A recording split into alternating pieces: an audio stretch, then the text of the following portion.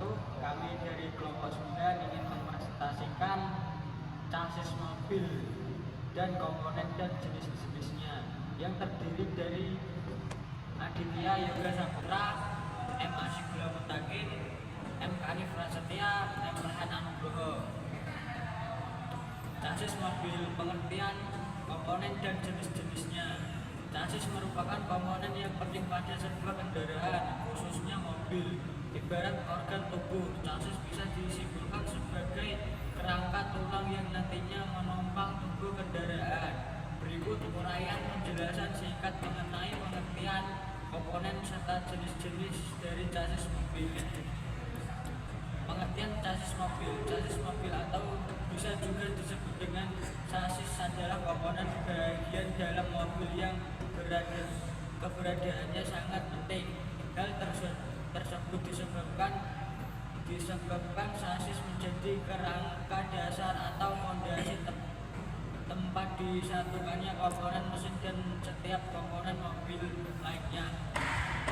Chassis dibuat dari kerangka besi atau baja yang didesain sedemikian rupa agar dapat memenuhi segala aspek tersebut. Komponen dalam chassis mobil. Apa saja komponennya? Periksa di halaman berikutnya. Sepertinya chassis mobil memiliki susunan yang terdiri dari powertrain dan suspensi. Powertrain berfungsi untuk mengalirkan tenaga mesin mobil pada roda, sedangkan suspensi berfungsi sebagai penopang keamanan dan kestabilan dalam mobil. Adapun komponen utama dalam chassis adalah sebagai berikut. Kopling. Komponen kopling ini memiliki fungsi sebagai penghubung serta pemutus putaran mesin ke transmisi. Dengan demikian, proses transfer pada gigi akan lebih halus. Kopling tersebut dari dua logam yang berputar. Transmisi di sini berfungsi untuk manipulasi putaran pada output mesin. Hal ini dapat dirasakan ketika Anda dalam kondisi di mana kendaraan memerlukan torsi sebesar kondisi yang memungkinkan mobil untuk memiliki kecepatan tinggi. Di saat mengatur perpindahan gigi setelah transisi digunakan. Gardan, komponen dari chassis mobil selanjutnya yaitu gardan. Gardan atau diferential berfungsi untuk membedakan antara putaran roda kanan serta roda kiri pada mobil.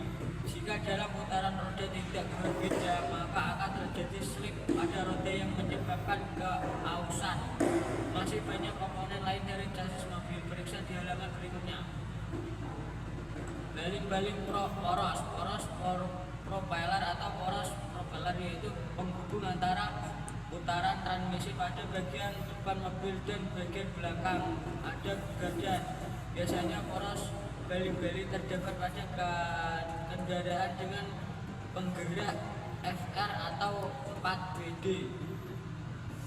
Poros belakang yaitu poros yang berbentuk batang. Komponen ini dapat menghubungkan taman dengan poros roda utama. Komponen ini terdapat dua macam, yaitu tipe poros kaku dan poros independen. Pegas, komponen lainnya yaitu pegas berfungsi untuk meredam getaran ketika berjalan dengan memberikan rasa enteng namun lembut ketika roda melewati sebuah lubang atau gundukan polisi tidur. Sambungan universal, komponen chassis mobil selanjutnya yaitu universal joint atau penghubung antara momen puntir dari sudut dan arah dari manapun yang disediain secara fleksibel. Umumnya komponen ini terletak di bagian belakang transmisi dan ditanam depan. Peredam kejut, shock absorber atau bisa disebut dengan shock breaker memiliki fungsi untuk mencegah guncangan pada sistem suspensi dengan cara menahan guncangan melalui mekanisme fluid. Namun shock absorber ini tidak memiliki daya tahan pada tekanan. Kenali juga komponen stabilizer bar dan sistem steering di halaman berikutnya. Bilah penstabil, komponen chassis yang Satu ini berfungsi untuk menahan rolling ketika roda terguncang karena melewati lubang atau gundukan polisi tidur. Hal tersebut rolling yang awalnya terasa begitu besar dapat dikurangi oleh stabilizer bar. Komponen ini terdiri dari swing bar dan link stabilizer. Sistem kemudi. Sistem steering berfungsi sebagai pengontrol arah roda depan serta mengurangi gaya kemudi sehingga terasa lebih ringan ketika memutar roda pada pengemudi. Biasanya komponen ini memiliki dua macam, yaitu tipe hidrolik dan tipe elektrik. Sistem pengereman. Komponen ini berfungsi untuk mengurangi kecepatan laju mobil. Umumnya terdapat dua jenis rem, yaitu rem tromol dan rem cakram. Sistem pengereman ini menggunakan gaya gesek yang dapat diubah dari energi pada putaran roda menjadi energi panas. Roda dan ban. Komponen chassis mobil yang terakhir yaitu roda berfungsi sebagai pengonversi putaran pada power train untuk menjalankan mobil, serta ban yang berfungsi sebagai penyerap putaran pada saat mobil berjalan agar tidak terjadi slip. Jenis-jenis chassis mobil berdasarkan rangka. Bingkai tangga. Rangka memiliki bentuk menyerupai tangga serta menjadi penopang benda mobil, transmisi, mesin, dan berbagai komponen lainnya. Sasis ini terbuat dari baja yang berbentuk balok dengan join dan truss member. Jadi ketika terjadi kerusakan, laser frame dapat dengan mudah diperbaiki. Sasis monokok. Sasis ini dibuat menyatu dengan bodi mobil yang berfungsi sebagai kerangka mobil untuk melindungi ruang mobil. Ketika mobil melewati jalan yang bergelombang, benturan yang dihasilkan akan diserap oleh tubuh mobil. Rangka ruang aluminium. Chassis mobil ada yang terbuat dari monocoque namun menggunakan bahan aluminium atau biasa disebut dengan space frame aluminium. Chassis ini memiliki beban yang lebih ringan jika dibandingkan chassis lain dengan presentasi 40%. Bingkai ruang tubular. Chassis ini banyak digunakan pada mobil balap karena memiliki perlindungan kekakuan yang torsional serta ketahanan beban berat. Tubular terbuat dari baja yang dirangkai membentuk kerangka mobil. Agar kualitas lebih baik, biasanya chassis ini dibuat dengan bahan serta sambungan las yang mumpuni. Chassis tulang gulung. Backbone ini memiliki fungsi sebagai tulang rangka pada bagian tengah yang terhubung dari depan hingga belakang mobil.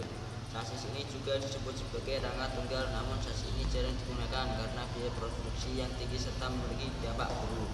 Jenis-jenis chassis mobil berdasarkan kontrol. Chassis maju konvensional. Chassis ini terdiri dari mesin depan, kursi pengemudi. Jadi Anda tidak dapat melihat jalan yang berapa di depan ban depan karena jauh dari dudukan pengemudi. Bagian dari chassis ini juga tidak dapat digunakan untuk meletakkan barang atau membawa penumpang. Chassis semi depan.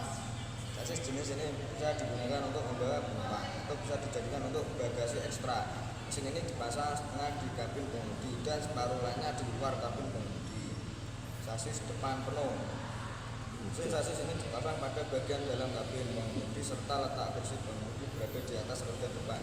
Jenis chassis mobil berdasarkan pemasangan pada mesin depan. Chassis mobil jenis ini umumnya terdapat 3 tipe, yaitu tipe 1 yang berada di depan namun penggerak dari roda belakang, tipe 2 yang berada di depan namun penggerak juga di roda depan, kemudian yang terakhir yaitu yang dipasang di depan melintang namun penggeraknya di roda depan.